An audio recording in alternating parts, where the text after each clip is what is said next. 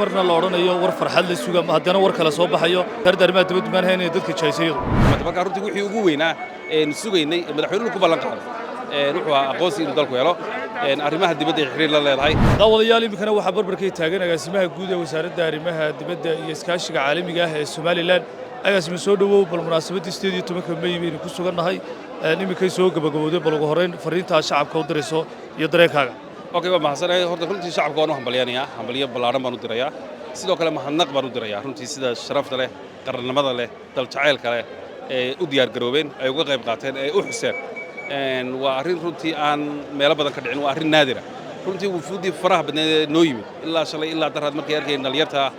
iyo dadka faraha badan ama iskuullada jooga ama guryahooda jooga ama koono kastoo dalka ka mida jooga ee xusay runtii patriotismka caynkaasa inay wadamo badan aanay heer ka gaadhin runtii waxay muujinaysaa in reer Somaliland ay midaysan yihiin inay reer Somaliland meel u socdaan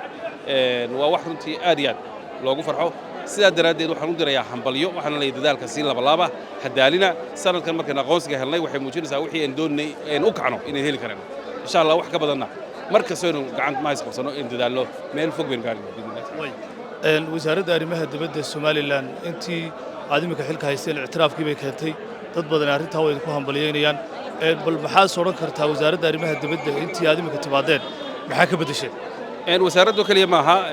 dawlad cusub baa dhalatay madaxweynaha jamhuuriyadda Somaliland Dr. Cabdiraxmaan Axmed Cabdilaahi Ciro ayaa hogaaminaya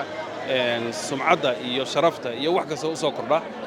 waxaa leh madaxweynaha leh shaqada madaxweynaha ka shaqeeya anaguna shaqaaliis aan ka midnahay wasaaraduhu markaa wasaarad kasta hawl gaar